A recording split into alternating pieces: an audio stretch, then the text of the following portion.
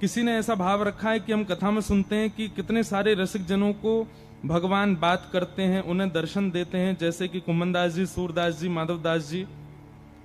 भगवान उनसे प्रत्यक्ष बात करते हैं या विग्रह के रूप में करते हैं या स्वप्न में करते हैं? उनके साथ लीला कैसे करते हैं? ठाकुर जी प्रत्यक्ष दिखते हैं उनको। हमें आपको अदृश्यता लगेगी, लेकिन ठाकुर जी वहां बैठे होते हैं, उनके सामने बिल्कुल विग्रह प्रकट होता है। अब हमको विग्रह में दिख रहे हैं ठाकुर जी, पर यहीं गोविंद दास यदि बैठ जाएंगे तो उनके लिए ठाकुर जी यूं भी हो जाएंगे, उनके लिए ठाकुर जी यूं भी हो जाएंगे, उनके लिए ठाकुर जी ऐसे भी हो जाएंगे, हमको ऐसे ही दिखते रहेंगे। ठाकुर जी को प्रत्यक्ष, भक्तों को प्रत्यक्ष दिखते हैं। इसका एक प्रमाण गोविंद दास जी के वाणी में आता है। गोविंद दास जी की तो सारी वाणियों में आता है, पर एक वाणी ऐसी है कि एक बार गोविंद दास जी पद गा रहे थे। पद गाते गाते तो सामने बैठ के गुसाई जी सुन रहे थे, बहुत ध्यान से सुनना। तो पद सुन रहे थे गुसाई जी, तो गोविंददास जी गाते गाते गाते बीच में रुक गए और रुक करके बोले, ए लाला ढंग से गाओ जी, कहा कर रहे हो, ऐसे ऐसे उधम ना करो, करे चलो प्रेम से गाओ। तो गुसाई जी ने नेत्र खोल के गई, ए गोविंदा तू कौन से बात कर रहा है? गोविंदास जी बोले, तुम्हारो ही लाड़लो बैठो है बगल में, कान पे हाथ धर के नेक से मोहते राग गा रो है, मैं जैसे जैसे अलाप लूं मेरे पीछे पीछे गा रो है, लेकिन माने ना है, ऊधमी है, बीच बीच में गलत स्वर लगा रो या हमारे वकु टोक रहा हूं। अब गुसाई जी को नहीं दिख रहे ठाकुर जी, लेकिन गोविंदास के साथ लीला कर रहे हैं। तो गोविंदास से गुसाई जी कहते हैं, गोविंद तुम कितने सौभाग्यशाली हो, जबकि गुसाई जी के शिष्य हैं गोविंदास, लेकिन फिर भी गोविंदास को दिखाई दे रहे हैं ठाकुर जी। गुसाई जी को भी दिखते थे, पर कभी कभी लीला करते थे तब नहीं दिखते थे। तो गुसाई जी बोले, गोविंदा तुम कितने सौभाग्यशाली हो, ठाकुर जी तुमको दिखाई देते हैं।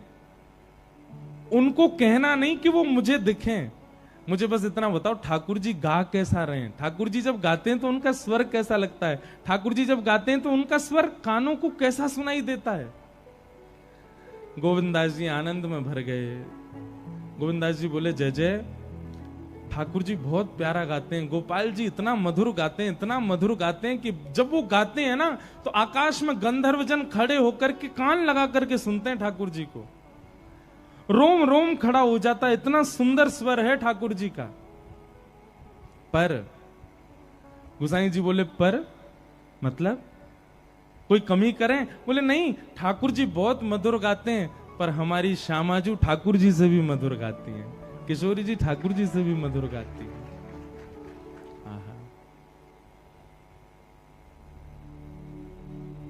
बड़े सुंदर सुंदर पद गाए हैं रसिक जनों ने, किशोरी जी गाती हैं तो ठाकुर जी बैठ करके वंशी बजाते हैं किशोरी जी के पीछे। जैसे सहायक संगीतकार होते हैं ना मुख्य गायक के साथ में, ऐसे ही जब ठाकुर जी गाते हैं तो किशोरी जी वीणा बजाती हैं और ठाकुर जी गाते हैं, लेकिन जब किशोरी जी गाती हैं तो ठाकुर जी वंशी बजाते हैं, ललिता जी मृदंग बजाती हैं, विशाखा जी करताल बजाती हैं और बाकी सब सखियां मिलकर के नृत्य करती हैं।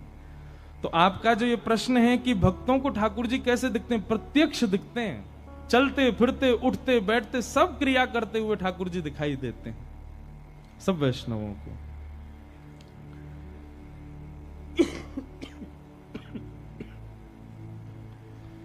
फिर बाकी के प्रश्न बहुत बड़े बड़े हैं। एक ने तुलसी जी की महिमा पूछी है,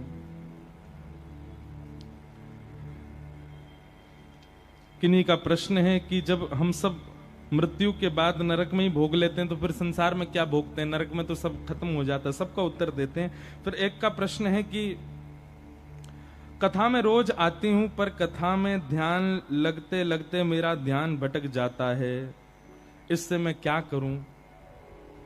हमने पहले दिन कथा में बताया था, श्रीमद् भागवत जी में ही लिखा है, सवै पुंसाम परो धर्मो यतो भक्तिर अदोक्षजे अहै तुक्य प्रतिहता ययात्मा संप्रसीदति। भगवान की कथा में रुचि होने का मतलब है ठाकुर जी आपसे प्रेम करते हैं, और कहीं भी यदि कथा से आपकी रुचि भटकती है, किसी अन्य में जाती है, या रुचि कहीं भटक रही है, तो इसका मतलब क्या है? अभी साधन में, अभी भजन में, आपकी भावना में थोड़ी न्यूनता है, थोड़ी कमी है। उसको थोड़ा शीघ्र उचित करो। अच्छा, एक बात इसमें हम कहना चाहते हैं, सब खेल मन का है। मन में यदि भावना सुदृढ़ भगवत प्राप्ति की है, तो आप कितना भी डिस्टरबेंस हो जाए कथा में, आपका मन भटकेगा ही नहीं। पर मन में जब अन्य साधन की भी इच्छा होती है, यह भी इच्छा है, वह भी इच्छा है, मेरे कपड़े कैसे लग रहे हैं, सबको दिख रहा है कि नहीं, मैं अच्छा लग रहा हूं कि नहीं, सबको दिख रहा है कि नहीं, मुझे उचित स्थान मिला कि नहीं, बैठने को अच्छा लग रहा है कि नहीं, और मेरे पे हवा आ रही है कि नहीं आ रही है, और कूलर दूर रखा है आदि।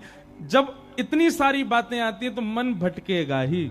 लेकिन आपका उद्देश्य केवल एक है, मुझे प्रिया प्रियतम के साक्षात दर्शन करने, फिर चाहे अवस्था कैसी हो, व्यवस्था कैसी हो, स्थिति कैसी हो, आपका कथा से मन जा ही नहीं सकता। ये बात निश्चित मान लीजिए। कई लोग कहते हैं कथा बहुत अच्छी लगती महाराज जी, उनसे मैं पूछ लूं, अच्छा बताओ मैंने क्या सुनाया था, वो याद नहीं आ रहा क्या सुनाया था, पल्लक बहुत अच्छी रही थी। ऐसे नहीं। अरे महाराज, जब आपके चित्त में केंद्र बिंदु यदि केवल ठाकुर जी हैं, आपको समय भी पता होगा, आपको स्थिति भी पता होगी कि आपने इतने बज के इतने मिनट पर ये पद गाया था, आपने इतने पद पर ये किया था, ऐसे सब याद हो जाता है। कई बच्चे हैं, उनके 4 ट्यूशन लगे रहते हैं, तब भी बेचारे जबरदस्ती पास होते हैं स्कूल में। और कई बच्चे हैं वो केवल स्कूल में ही पढ़ते हैं, कोई ट्यूशन व्यूशन नहीं पढ़ते, फिर भी उनके 99% मार्क्स आ जाते हैं। क्यों? क्योंकि उनके चित्त में ऐसा नहीं है कि वो कोई घोटी बना के पीते होंगे। एक भामनी आती है, जो नहर होती है ना, नहर के किनारे काई जम जाती है, उसी काई से ही एक विशिष्ट प्रकार की एक औषधि निकलती है, उसको भामनी बोलते हैं, उसको और भी कुछ बोलते हैं। कई लोग उसको घोट घोट के पीते हैं, ताकि उससे क्या है कि एक बार पड़ी हुई वस्तु याद हो जाती है। पर भैया सबसे बड़ी भामनी ये है कि आपके चित्त में आपका लक्ष्य सुदृढ़ हो। कथा कभी भी बिना लक्ष्य के मत सुनिएगा।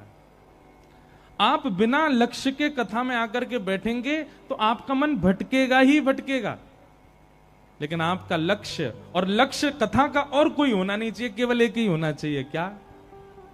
श्यामा श्याम की प्राप्ति।